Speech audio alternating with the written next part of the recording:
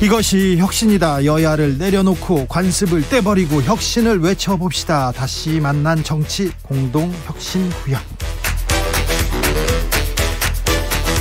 수요일 주진우 라이브는 정쟁 비무장지대로 변신합니다. 대한민국 발전을 위해서 날샌 공방은 환영합니다. 주진우 라이브가 지정했습니다. 여야 혁신위원장 두 분 모셨습니다. 먼저 천하람 국민의힘 혁신위원 어서 오세요. 예, 전남 순천의 천하람입니다. 최지훈 민주당 전 국제대변인 어서 오세요. 안녕하세요. 최지훈입니다. 네.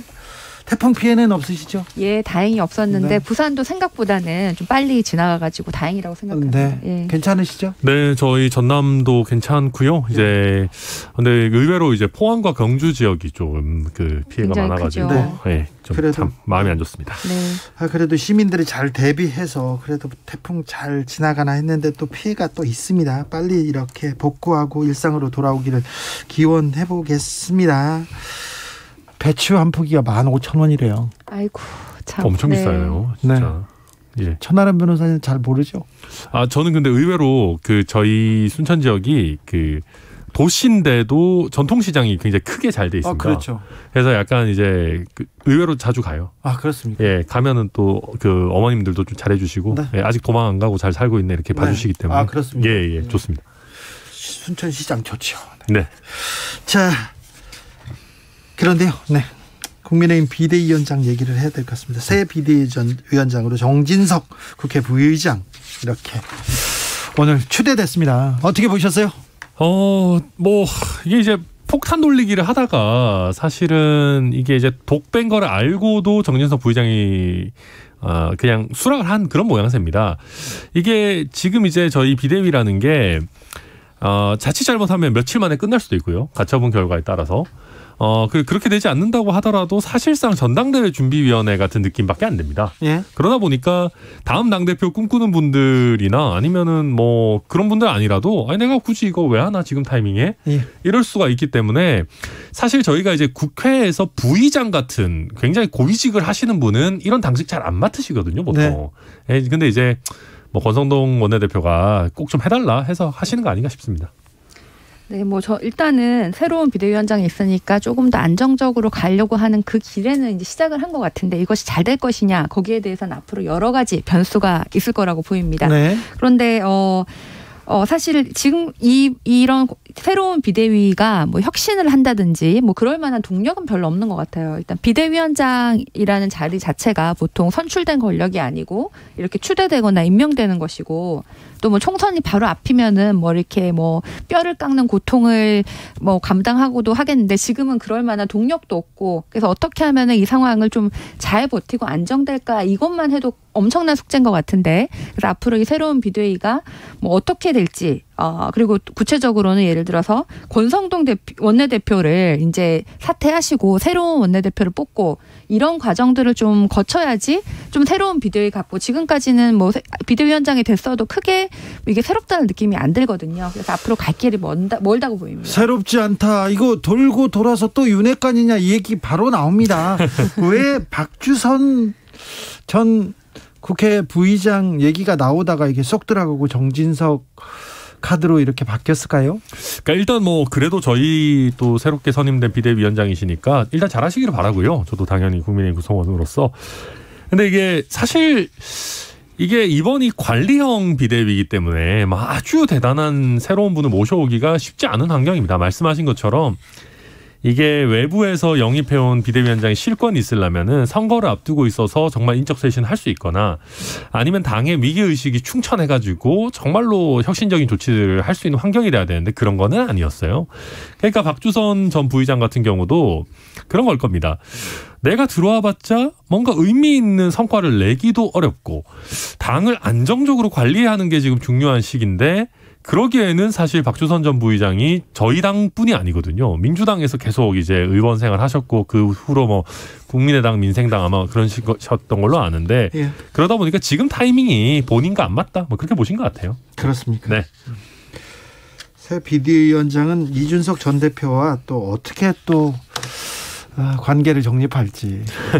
그 정진석 그 비대위원장 같은 경우도 바로 그 질문을 받았는데, 그러니까 뭐 웃으면 약간 이렇게 웃진 않으셨나? 아무튼 본인이 그렇게 모난 사람 아니다. 뭐 또 이준석 대표가 뭐 당에 대한 애정이 있다면은 좀 이렇게 양보하는 모습 보여주지 않겠나 뭐 이렇게 하셨는데 간단한 문제는 아닌 것 같습니다. 그렇죠. 예, 가처분 어차피 할 거고 이준석 대표 입장에서는 네. 예, 결국은 법원의 판단에 또 당이 끌려다니는 그런 모양새가 일정 기간 지속될 것 같습니다. 그런데 국민의힘은 이게 법원에서 판단을 하면은 가처분을 했을 때 이게 무효라고 될 가능성이 굉장히 큰 것 같은데 왜 이런 무리수를 두고 이준석 대표가 가처분 신청할 것도 굉장히 예측이 되는데 왜 이런 잘못된 남들이 봤을 때는 좀 이렇게 분란을 스스로 조장하는 그런 일들을 왜 계속 또 하고 있는지가 조금 제3자 입장에서는 좀 황당한 일입니다.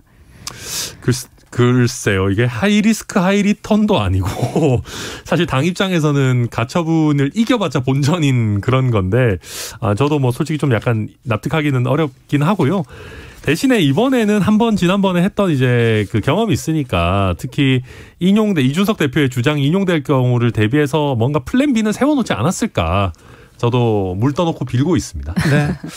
정진석 새 비대위원장이 이준석 전 대표한테 당을 사랑하는 마음이 있다면 현명한 판단해 주길 요청한다 이렇게 얘기했는데 어찌 지내는지 지켜보겠습니다. 당을 네. 사랑하는 마음이 있어도 네, 현명한 판단이라는 게 아마 비대위하고는 좀 다른 생각일 텐데 그리고요. 네. 오늘 그 비대위원장 수락을 하면서 소감이 첫 소감을 이렇게 맡게 된 소임을 이렇게 밝혔는데요. 소감을 밝혔는데 지금 이제 활주로에서 뜨지 못한 비행기라고 이렇게 날아오르지 못한 비행기라고 얘기하면서 윤석열 대통령은 대한민국을 정상궤도로 올려놓고 있다. 한미 군사동맹 복원했다. 그리고 탈원전 정책 해가지고 잘하고 있다. 그 다음에 경제 정책도 잘하고 있다. 그리고 부동산 정책도 바로잡았다. 이렇게 다 잘했다고 이렇게 얘기하시고 근데 활주로에서 비행기가 날지 못하고 있다. 날게 해야 된다. 이렇게 얘기하는데 현실을 정확하게 보고 계신가 이런 생각도 들었어요. 아마 이제 정진석 비대위원장이 저희 당의 비대위원장이시니까 그러니까 정부가 잘하고 있는 것도 있는데 너무 주목을 못 받고 있는 거 아니냐 하는 안타까운 마음에서 그런 얘기 하신 것 같고요. 실제 뭐 화려하진 않지만 그런 걸 하고는 있죠. 뭐 예컨대 과거에 말이 안 되는 뭐 소득주도 성장 같은 것들 폐기하고 부동산 정책도 점차 이렇게 뭐 물론 이제 기준금리 인상의 영향이 있지만 좀 이렇게 정상적으로 가려고 하고 탈원전 같은 것도 바로잡고 뭐 성과가 없는 건 아니죠. 그런 부분 강조하신 것 같습니다. 저는 몇 달 전에 민주당이 여당이었을 때 이렇게 어떻게 대통령이 다 잘한다고 하냐 뭐 이렇게 공격을 많이 하셨어요. 국민의힘 분들이. 근데 지금 뭐 몇 달 지나가지고 이 주어만 바뀌었지. 뭐 목적어나 동사는 다 똑같은 것 같은데 예를 들어서 뭐 한미동맹 잘하셨다 이러시는데 우리 지금 뭐 한미동맹 굳건한 한미동맹을 위해서 심지어는 뭐 중국 견제도 그냥 아주 자연스럽게 얘기를 하셨던 윤석열 정부가 들어온 이후에 그렇게까지 한미동맹을 강조했는데 막상 또 펠로시 의장이 왔을 때는 만나시지 않으셨고 그 이후에 지금 미국에서는 바로 전기차 같은 경우에는 한국 전기차 같은 경우에 오히려 역차별이 되게 한국 수입은 오히려 힘들어지게 만들어 놓겠다는 거 아닙니까? 새로운 법안이 통과해서. 그래서 지금 한국에 있는 기업들이 미국에 그렇게 많이 투자를 하고 윤석열 대통령이 그렇게 한미동맹을 외치는데 한국 기업은 오히려 역차별받고 있는 이 상황이 과연 한미동맹의 그 좋은 결과인가. 그리고 말씀하셨다시피 지금 부동산 정책을 뭐 잡았다라고 하시는데 윤석열 대통령이 지금 대통령 되신 지 얼마 안 되셨고 실제로 부동산 정책 중에서 실행된 것이 지금 거의 없고 금리 때문에 과도하게 올랐던 그 거품이 꺼지는데 그것을 우리가 잘하고 있다라고 얘기를 하시는 거는 다들 이렇게 좀 어느 정도 국민들이 보셨을 때도 납득이 안 되는 경우가 많은데요. 그러면 물가는 그러면 대통령이 올리신 겁니까? 물가가 지금 배추가 15,000원이라는데 그거 아니지 않습니까? 과도한 금리나 이런 것 때문에 그렇다라고 하시면 부동산도 마찬가지로 금리 때문에 떨어졌다고 이렇게 좀 일관성이 있으셔야 될 거라고 생각을 합니다. 아니, 물가가 올랐으니까 이제 금리를 인상해서 물가를 어쩔 수 없이 잡으려고 하는 거고요. 그리고 이제 미국의 그 전기차 관련해서 인플레이션 감축법 얘기해 주셨는데 이게 저희뿐만 아니라 사실 미국과 좋은 관계를 유지하고 있는 EU라든지 일본도 다 지금 마찬가지 입장에 처해 있습니다. 그러니까 아무리 동맹국이고 관계가 좋다고 해도 미국도 이제 자국 우선주의를 펼칠 때들이 있지 않습니까? 뭐 반대로 문재인 정부 하에서 중국과 좋은 관계를 유지하려고 노력을 많이 했지만 또 중국으로부터 뒤통수 맞은 일들도 많았습니다. 예. 이 외교의 문제라는 게 열심히 한다고 해서 항상 좋은 결과가 나올 수 있는 것은 아니니까요. 네. 몇 가지 단편적인 예를 가지고 뭐 한미동맹 망했지 않나 이렇게 할 건 아닌 것 같습니다. 망했다는 것까지는 아닌데 지금 공급망에 대한 위기라든지 고환율, 고물가 이런 것에 대해서 우리 정부가 좀 정말 경각심을 가지고 여기에 대해서 진짜 문제고 지금이 긴급한 상황이다 이렇게 말씀을 하시는 게 더 현실 상황과 적절하다고 보입니다. 그럼요. 그렇게 인식하고 있습니다. 네. 예. 행안부 이상민 장관께서 대기업 주요 대학 특목고 지방 이전 추진한다 이런 인터뷰를 하셨더라고요. 그러니까 저도 이제 지역에서 정치를 하고 있는 입장에서 사실 굉장히 반길 만한 얘기입니다. 사실 수도권 집중이 너무 지나치고 그러다 보니까 수도권에서는 경쟁이 너무 치열하다 보니까 사람들이 집을 구하기도 힘들고 어떤 좋은 직장 구하기도 또 쉽지 않고 그러다 보니까 사실 애도 안 낳고 살기도 팍팍하고 굉장히 힘든 상황이거든요. 반면에 지역에서는 사실은 뭐 땅도 남아 돌고 충분히 여력이 있는데 막상 일자리가 없으니까 사람들이 와서 살 수가 없습니다. 그리고 단순히 일자리만 혁신도시 스타일로 그냥 뿌린다고 되는 게 아니고 좋은 정주 여건, 특히 이제 애들을 키울 수 있는 교육 여건을 만들어줘야 되는 것이거든요. 그래서 저는 포인트는 아주 잘 잡았다고 생각합니다. 기업과 학교 또 고등학교까지 같이 세트로 이전하는 거 되게 좋다고 생각하는데 다만 이런 부분들이 이게 사립대들이지 않습니까? 네. 이게 뭐 국립대 이전하는 거야 뭐 국가가 한다 치더라도 뭐 그것도 쉽지 않을 텐데 사립대들이다 보니까 그 사립대들을 충분히 잘 설득할 수 있을 만한 좋은 패키지나 인센티브를 어떻게 만들 건지 앞으로 추이가 저는 주목된다 이렇게 말씀드리겠습니다. 네, 저도 이 방향에 대해서는 적극적으로 찬성을 합니다. 저도 부산에서 정치를 했지만 부산이 제2의 도시라는 말이 굉장히 궁색하게 청년들이 떠나가고 인구가 줄어들고 심지어는 그 미국으로 따지면 러스트벨트와 비슷한 식으로 그 몰락한 제조업 때문에 일자리가 없어지는 그런 현상을 경험을 했는데 부산이 그 정도면은 중소도시는 훨씬 더 심한 수도권과는 훨씬 더 심한 그 간극이 있겠죠. 그래서 우리나라의 그 수도권 중심에 대한 것을 벗어나야 된다는 건 동의를 하는데 구체적으로 어떻게에 대해서는 뭐 특목고 뭐 대기업 한두 개도 이전하는 것도 중요하지만 전반적인 인프라라든지 또 지방에서 지금 과도한 중앙 집중된 예산을 지방 정부에도 좀 권한을 준다든지 이런 것들이 좀 더 종합적으로 됐으면 좋겠고 여기에 대해서는 저는 윤석열 정부가 좀 더 큰 담대한 비전들을 내놓으시기를 기대를 해봅니다. 네, 아무튼 대기업 주요 대학 일단 사립대학입니다. 네, 좀 설득 그리고 또 뭐 토론을 통해서 뭔가 공감대를 만들어 놓고 얘기해야 될 텐데 성과를 내야 될 텐데. 네, 근데 뭐 일단 지금은 화두를 던진 수준이니까요. 앞으로 좀 지켜봐야 될 것 같습니다. 네. 민주당에서 예고한 대로 김건희 특검법 발의했습니다. 네. 저는 사실 민주당 입장에서는 지금 뭐 이재명 당대표 되자마자 국회 이제 정기국회 열리자마자 뭐 당대표를 소환한다는 게 조금 정치적으로 충분히 의도가 있다고 볼 수 있고 또 이재명 뭐 당대표나 부인에 대해서는 굉장히 많은 수의 압수수색을 하면서도 김건희 여사의 그런 허위 경력 의혹이라든지 아니면 도이치모터스와 관련된 주가 조작 의혹에 대해서는 그만큼의 수사를 하지 않았다는 것에 대해서 좀 억울하고 불공정하다.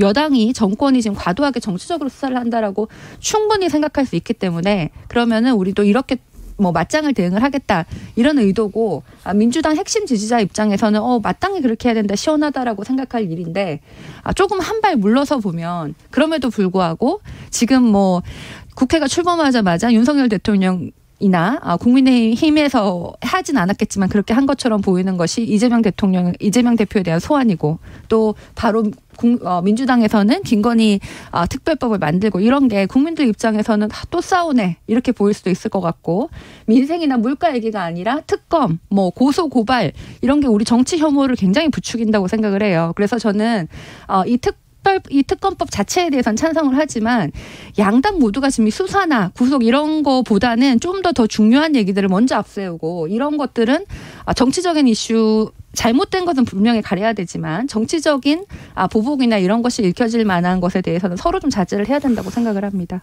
그러니까 이게 이제 저도 뭐 지긋지긋한 얘기죠. 이거 솔직히 여야 바뀔 때마다 하는 얘기가 똑같잖아요.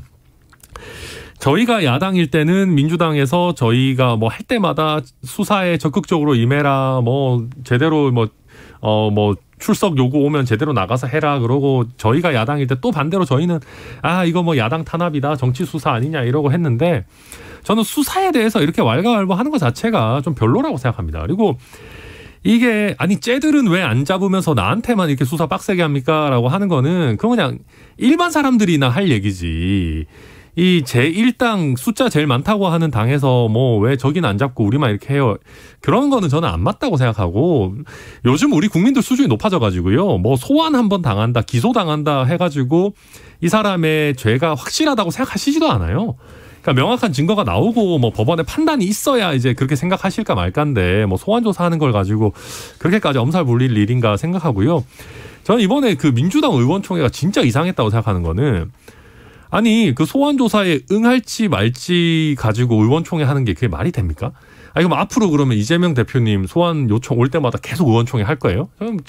그리고 그걸 가지고 아니 의원총회에서는 서로 다 이재명 대표님 눈에 띄려고 충성경제하고 있는데 거기서 수사에 적극적으로 충실하게 임하십시오라고 하는 얘기 할 겁니까? 무의미한 그런 의원총회, 방탄 의원총회 이런 거 좀 안 했으면 좋겠습니다.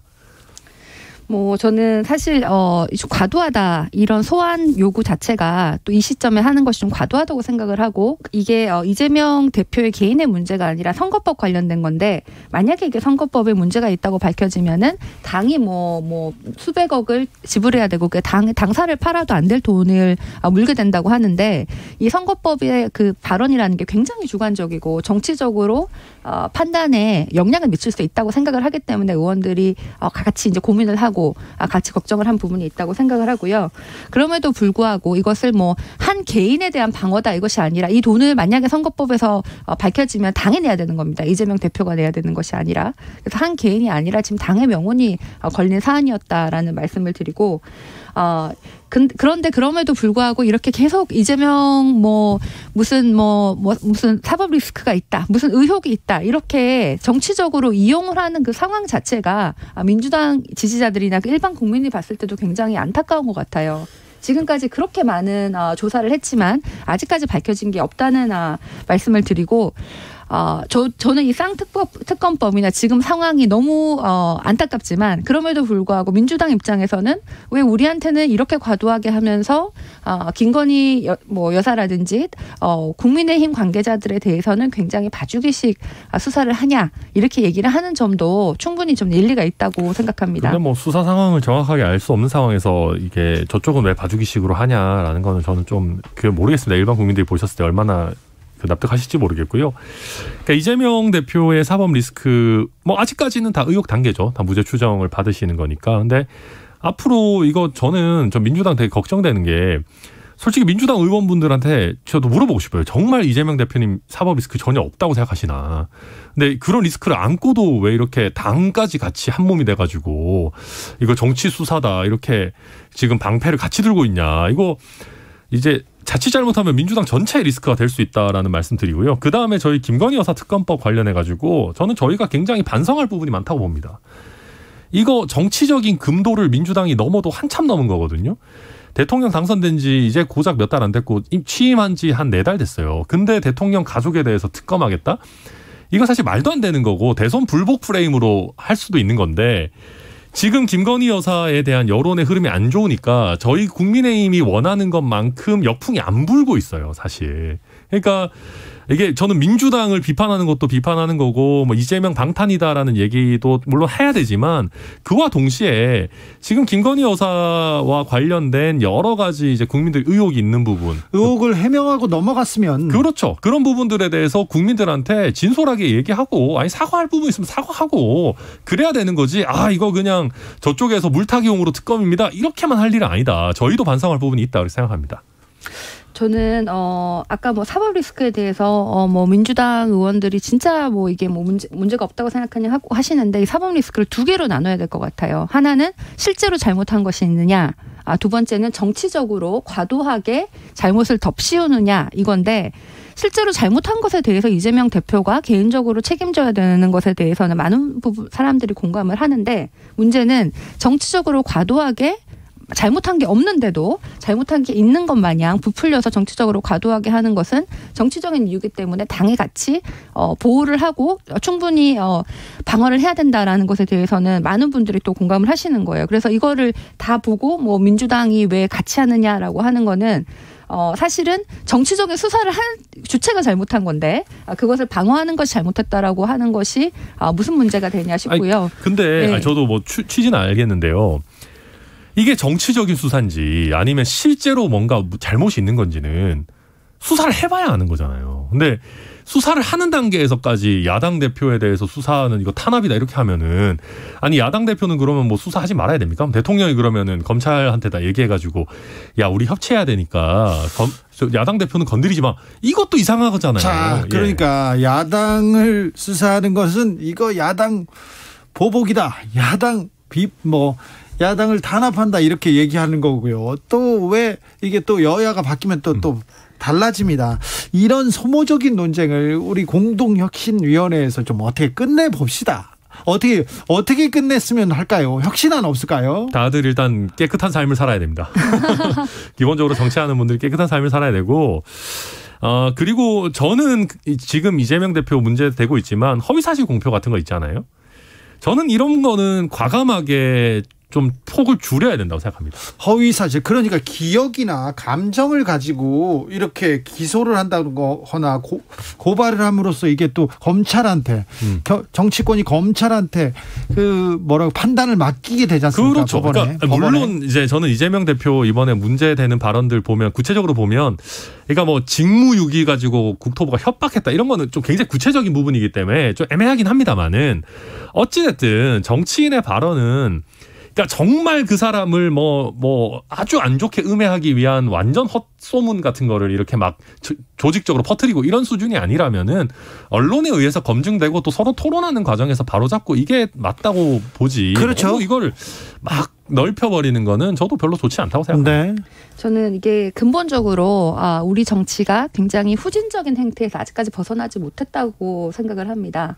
예를 들어서 과거의 모든 대통령들을 보면 대부분 검찰이 그 가치권을 수사를 한다든지 김영삼 대통령 때부터 아들, 김대중 대통령 때도 아들 그 이후로 노무현 대통령은 돌아가시는데 검찰이 굉장히 큰 원인이 됐다고 생각을 하고 또 이명박 박근혜 대통령은 또 검찰이 또 수사를 했잖아요. 이런 게 계속 이어지는 것에 대해서 우리가 트라우마가 있고 여기에 대해서 과도한 수사다라는 게 근본적으로 있다고 생각을 해요. 그래서 전반적으로 이 권력과 견제 기능에 대해서 조금 더 변화가 필요하고 또 승자 독식이라는 정치의 큰 틀이 결국은 이렇게 싸워가지고 내가 지면은 다 죽고 내가 다 죽이겠다 이렇게 되는 이런 형태를 계속 우리가 지금 독재 이후로 유지를 하고 있는데 사회는 독재 이후로 재벌도 변하고 이제 스타트업도 나오고 사회나 민간은 굉장히 많이 변하는데 정치의 그 큰 틀이 변하지 않은 것이 저는 근본적인 문제라고 생각을 하고요.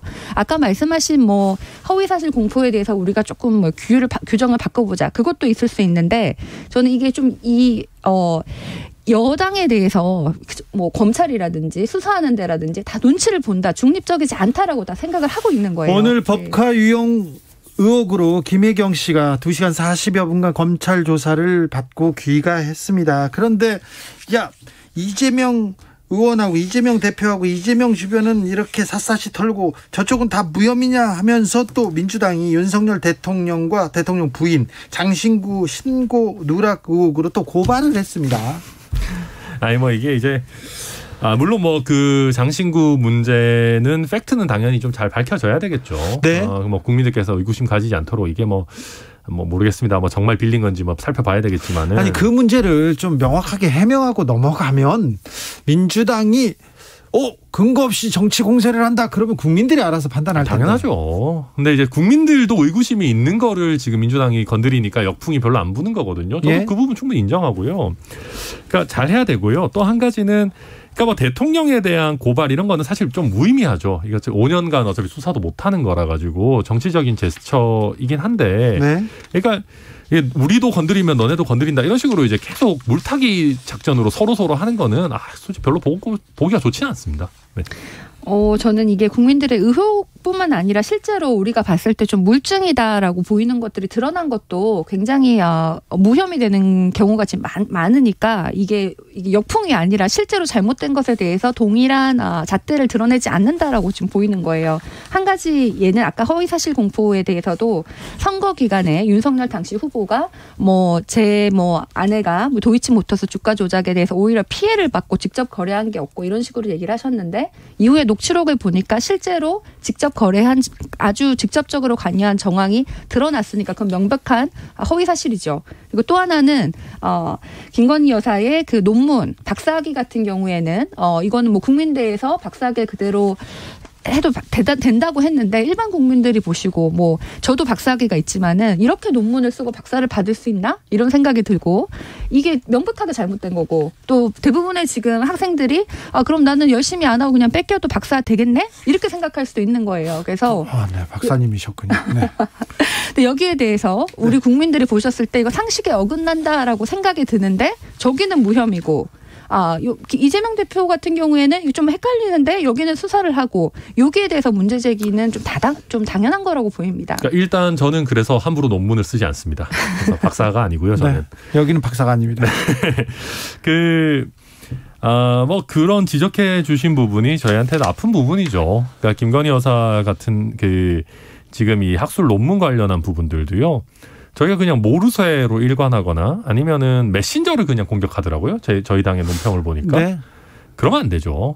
그러니까 그분들이 정치적인 의도를 갖고 하든 이재명 당시 후보를 지지했던 조민 씨를 두둔했던 뭐든 자시고 간에 그 사람들이 하는 말이 타당하면은 타당한 거죠. 그렇죠. 정치적 의도가 뭔 상관입니까? 근데 그게 잘 안 되니까 지금 메신저를 공격하는 것 같고 만약에 정말로 그런 식으로 막 여기저기 거를 표절을 했다면은 그냥 깔끔하게 국민들 앞에 사과할 일이다 이걸. 그러면 국민들이 다 이해합니다. 다 이해는 못 하시겠지만은 네. 그래도 예를 들면은 학위 반납 같은 거라도 좀 하고 그러니까 이게 저희가 굳이 또 물을 타자면은 이재명 의원도 과거에 석사 논문 표절이 문제가 된 적이 있습니다. 근데 이 얘기를 저희가 공격을 못 하는 이유가 그거에 대해서 이재명 의원은 하다못해 사과라도 하고 학위 반납이라도 했어요. 그런 거는 저희가 최소한 해야 된다. 그렇게 봅니다.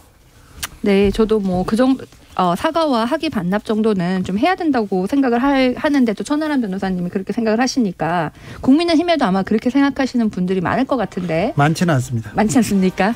네, 이렇게 지금 국민들의 상식에 어긋난 이런 부분에 대해서 이거는 역풍이다, 정치적이다 이게 아니라 좀 잘못된 부분이 있다고 생각을 하고요. 네.